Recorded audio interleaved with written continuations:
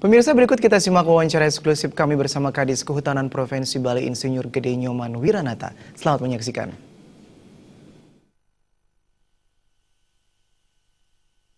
Salam Indonesia.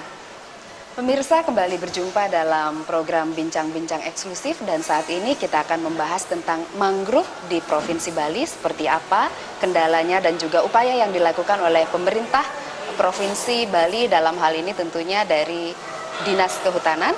Dan saat ini saya sudah bersama dengan Bapak Kepala Dinas Kehutanan Provinsi Bali, Bapak Igede Nyoman Wiranata. Apa kabar, Pak? Baik, teman. Baik, saat ini sedang berlangsung konferensi internasional, Pak, di Bali yang memperhatikan tentang mangrove tentunya. Nah, kalau berbicara tentang mangrove di Bali ini, kita luas mangrove kurang lebih berapa, Pak? Luas mangrove di Provinsi Bali kurang lebih 3.500 hektar. Menyebar di Kabupaten Klungkung, Tabanan Badung, Jembrana, Buleleng. Jadi cukup luas, Pak, ya? Cukup luas juga. Dan untuk luasan hutan mangrove tersebut, kondisinya sampai dengan saat ini seperti apa, Pak? Memang secara umum itu mengalami beberapa gangguan, terutamanya yang berada di Tahura Ngurah Rai. Sedangkan di tempat lain seperti Kabupaten Klungkung dan Kabupaten Jembrana dan Buleleng, ya sedikit lebih aman posisinya. Terus terang kalau di Tahura Ngurah Rai, mangrove yang berada di Tahura Ngurah Rai, berbagai tekanan baik dari segi fisik maupun sumber daya manusia itu kuat sekali mengadakan tekanan-tekanan berupa penyerobotan, alih fungsi lahan, sudah itu pencemaran-pencemaran dari sampah atau residu-residu bahan kimia lainnya yang dibawa oleh sungai-sungai yang bermuara di Tahura Ngurah Rai tentunya.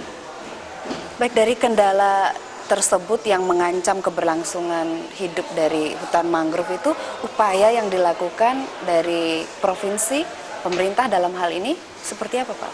Iya, artinya kalau gangguan dari terhadap penyerobotan itu upaya-upaya penertiban kita lakukan. Apabila diberi peringatan kegiatan-kegiatan yang dilakukan oleh masyarakat sekitar yang tidak sesuai dengan aturan yang ada, kalau tidak dihentikan ya kita proses hukum. Memang secara bertahap kita sudah lakukan proses hukum. Seluruh pelanggaran, seluruh kegiatan aktivitas yang berada di Tahura Ngurah Rai yang tidak sesuai dengan ketentuan yang ada, itu sudah kita laporkan atau kerjasama dengan Polda Bali untuk menyikapi apabila tidak mengindahkan peringatan-peringatan yang kita lakukan tentunya. Baik, dan kalau untuk pencemaran itu sendiri, Pak, jadi ada banyak limbah ya, jadi ada sampah, kemudian ada limbah kimia juga. Nah, itu seperti apa, Pak? Nah, ini artinya dari segi sampah tentunya, karena tupoksi kami kan bukan itu. Jelas kami koordinasi dengan Dinas Lingkungan Hidup Provinsi Bali, Dinas PU, dan itu pun sudah menjadi suatu agenda dalam hal untuk penanganan secara menyeluruh tentunya. Tidak bisa di muara saja, jelas akan langsung juga menyentuh program bagaimana penanganan di hulu. Karena ada 3 sungai besar yang bermuara di Tahura Ngurah Rai tentunya. Dan itu sudah kami koordinasikan dan teman-teman instansi terkait yang ada di provinsi maupun di Kabupaten Badung dan kota itu sudah kita ini. Mungkin sudah masing-masing memprogramkan bagaimana penanggulangan ke depan. Baik, ini kalau dalam pelaksanaan tugas Bapak tentunya di Dinas Kehutanan yang memang artinya menjaga dan mengawasi terhadap keberadaan hutan mangrove tersebut, ada kendala khusus mungkin, Pak, yang dihadapi dalam hal ini? Mungkin kesadaran masyarakat yang kurang atau seperti apa? Ya, seperti tadi adanya penyerobotan, nah, itu kan kendalanya jelas dari masyarakat sekitar. Terus terang, hutan itu kan berpagar rakyat, gitu. Ya tergantung perilaku masyarakat lah, bagaimana keberadaan hutan itu sendiri. Memang sosialisasi, himbauan, dan ajakan sudah sering kita lakukan, tapi tetap pulang kembali kepada perilaku manusia yang ada di sekitarnya. Tidak bisa seperti stadion saja yang berpagar beton masih bisa lolos kan. Nah, itulah ibaratnya kami menjaga di Tahura, berpagar rakyat, tergantung perilaku juga. Dan kami tetap berupaya mendekati masyarakat untuk kita ajak bersama-sama mengamankan, membangun lingkungan melalui pembangunan Tahura itu sendiri. Baik. Nah, misalnya dalam satu periode 1 tahun begitu, ada satu program khusus Pak untuk penyelamatan sekaligus pelestarian, misalnya melibatkan masyarakat atau sinergi dengan LSM yang dilakukan dari pemerintah? Oh iya, ya, artinya kita bekerja kan RPJM, Rencana Strategis Pembangunan Kehutanan 5 tahun kan. Nah, secara tiap tahun kita laksanakan sudah memakai perencanaan yang kita evaluasi. Ya ada tentunya, artinya penanganan itu kita kerjasamakan dengan masyarakat maupun LSM. Kita mengundang semua pihak gitu, artinya kita menyiapkan tanamannya, pihak manapun yang ingin menanam silahkan. Siapapun yang peduli gitu, daripada berkuar-kuar di jalan, ayo mari kita ini. Kita menanam di Tahura Ngurah Rai. Kalau ingin peduli terhadap lingkungan, tidak sekedar hanya berteori, gitu. Ayo kita sama-sama. Saya mengundang masyarakat Bali dimanapun, sebagai apapun gitu. Sekali-sekali ya turunlah. Mari berlumpur ria gitu.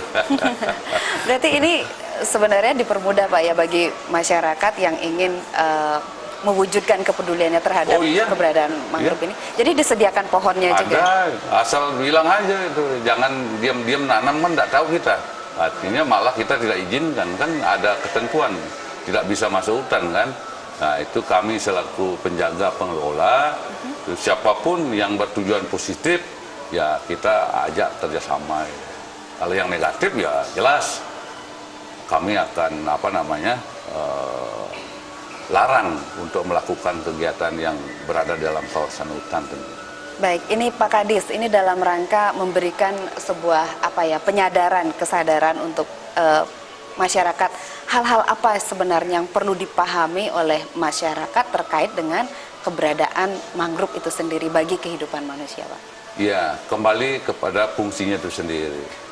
Hutan secara umum fungsinya sebagai tata hidrologis, pengaturan tata air dan alam lingkungan.